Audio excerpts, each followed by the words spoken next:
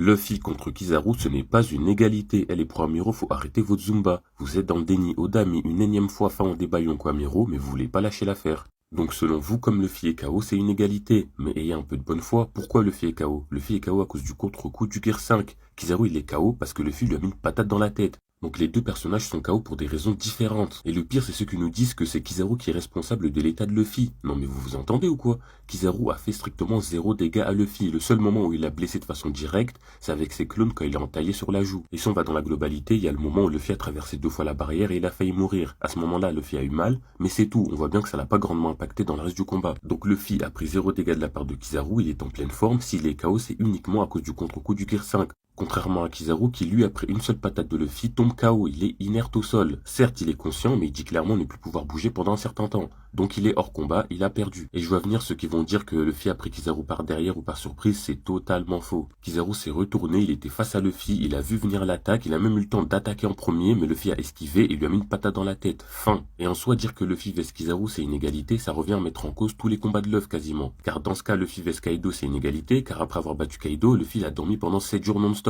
Donc il était KO lui aussi. Zoro vs King, après le combat, il s'écroule de fatigue. Sanji vs Queen, pareil, après le combat, il s'écroule de fatigue. Robin vs Black Maria, à la fin du combat, elle est épuisée, carrément c'est Brook qui doit la porter. Donc dans ce cas, c'est une égalité là aussi. Rendez-vous compte de l'absurdité de votre raisonnement. Dans ce cas, Luffy vs Luffy, c'est une égalité, vu qu'après Luffy il était hors combat, il était en mode papy. Maintenant, je vois venir ceux qui vont me dire que Luffy n'a jamais été dans un tel état après un combat en Gear 5, donc ça veut dire que Kizaru l'a vachement épuisé. Bah en effet, Kizaru l'a épuisé, puisque Luffy passait tout son temps à lui courir après. Donc il a utilisé le Gear 5 de façon beaucoup trop prolongée, contrairement à d'habitude, et surtout ça fait 2 fois qu'il utilise le Gear 5 en 24 heures à peine. Et enfin, pour terminer, sachez que même Saturne n'est pas d'accord avec vous, parce que quand Kizaru s'excuse d'avoir échoué sa mission auprès de Saturne, Saturne lui dit « Je comprends ». Et il dit « Je comprends » en voyant Luffy. Ce qui veut dire que pour Saturne, le fait que Kizaru échoue sa mission, c'est tout à fait logique étant donné qu'il affrontait Luffy qui est quoi? Un empereur. Donc pour Saturne, c'est normal qu'un amiral échoue face à un Yonko. Donc oui, encore une fois, Oda nous a montré qu'un Yonko martyrise un amiral. Luffy a littéralement one-shot Kizaru.